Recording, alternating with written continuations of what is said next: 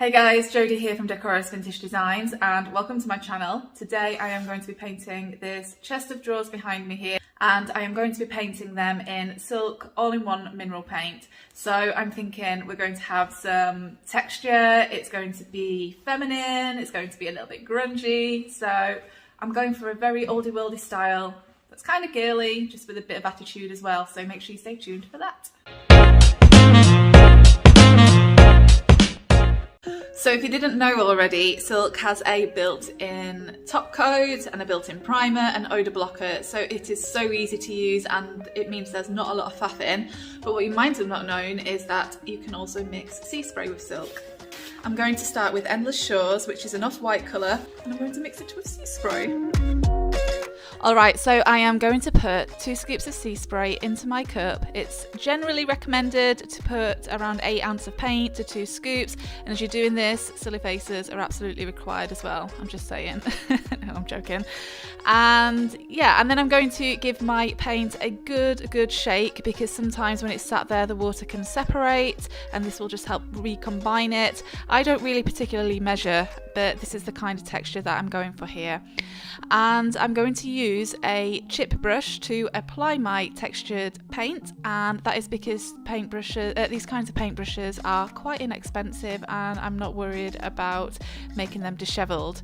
And I'm just going to stipple it on. So this is a natural bristled brush which will add more texture, and stippling will add more texture as well. And I will also, as you can see here, I am stippling in different directions, so I'm going up, down, left, right, and this will also create more interesting texture. As I said before, I don't really measure my sea spray mixtures, I just kind of go with what feels right, so you just have a play and just see what kind of texture works for you.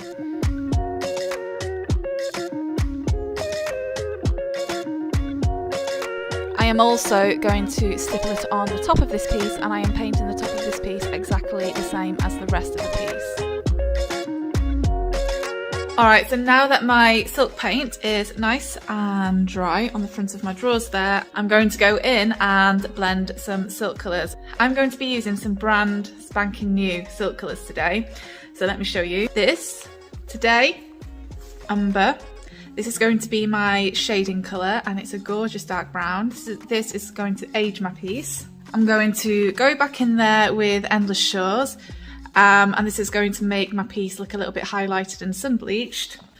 But my main colour is this new gorgeous silk colour from Dixie Belle called Desert Rose, which is like a dusky rose colour. I think it's gorgeous. So that's what we're working with today. And I just want to say, I don't want to confuse you guys. So silk usually is the perfect paint for a nice, smooth, sleek finish. I just want to get a little bit playful with it today. I will be misting a tiny little bit of water just to help it blend, but I wouldn't recommend using too much water with silk because it could affect the built-in primer, the built-in top coat, etc, etc. But I'm just going to be using a tiny little bit today, so it won't affect that. But yeah, so let's just play and see what happens. I'm starting with a tiny mist of my water, and for this blend I will be using synthetic brushes.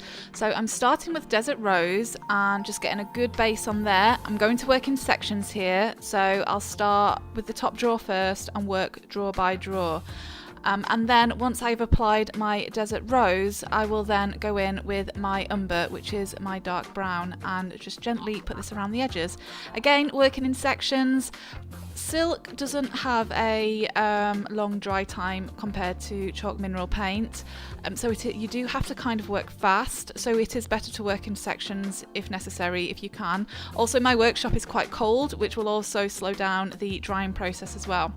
So again, I'm using synthetic brushes because these are the best for soft blends, and I'm putting maybe half, like a tiny little bit of umber on there on the half side of the drawer, and then once I feel like that has blended well, I'm going in and blending the umber into the other side of the drawer as well.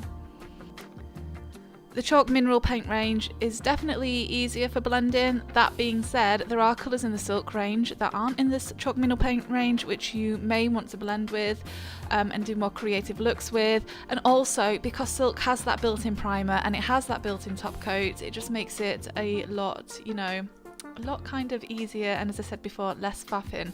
So I'm putting a little bit of the Desert Rose at the bottom now, and then just blending a little bit of that umber over the top. As I say, you can use a tiny little bit of water, and as you can see here, I just keep very gently dipping my paintbrush into the umber to make this work, so that I'm not overly saturating my furniture with paint, which will make it more difficult to blend. I'm also using a paintbrush for each colour, again, so that my paintbrushes don't get oversaturated with paint and just become one big muddy mess.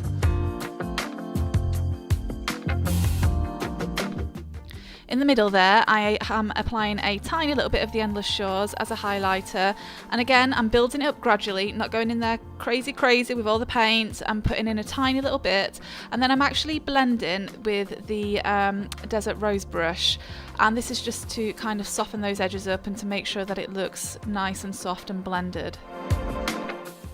Because silk dries differently to chalk mineral paint as well, because it has that built-in top coat, and because the drying time is much quicker, then don't overwork it too much. If you feel like the paintbrush is starting to drag too much, then just let it dry and then go back in there and try again, or build on what you've already done, because the last thing you want is to be dragging the paint and creating, you know, lots of awful brush strokes and things like that. Unless you want that look, that's a totally different look and that's fine, but for a smooth blend, just you kind of need to build it up gradually but work quick at the same time.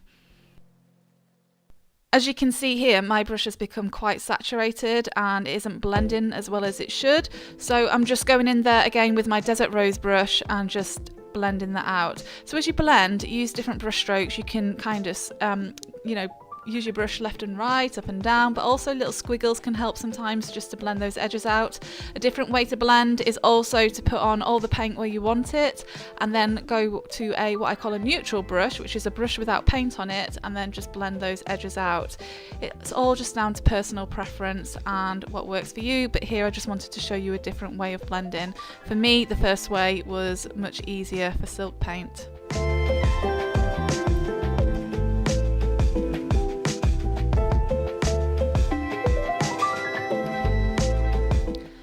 Okay, so next up is this gorgeous colour called Rosé from the Moonshine Metallics range, which is a pink metallic.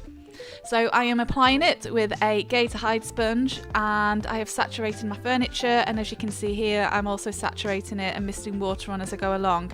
The reason why I'm doing this is because even though the silk paint range does have a satiny kind of finish to it as it dries, I just wanted something more with a pink tinge to it.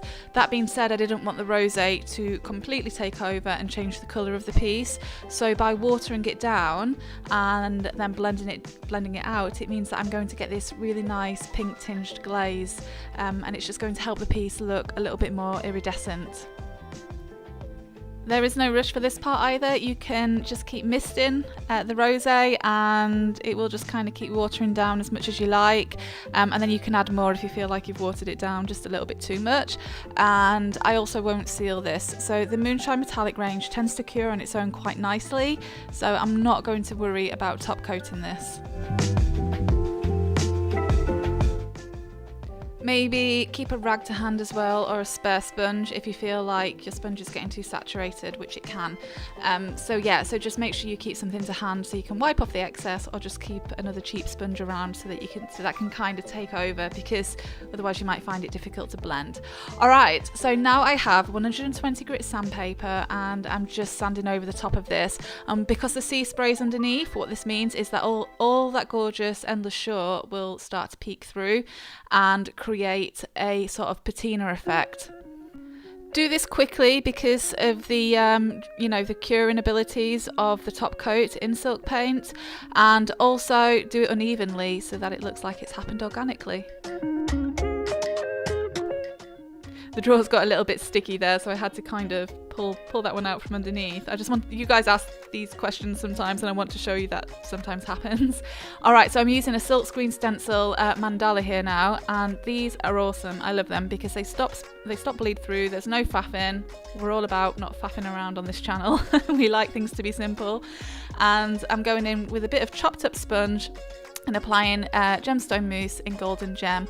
I'm going to apply this fairly unevenly because I want this to look like it's faded over time, and I'm just going to apply this as a trim in over all of the drawer edges.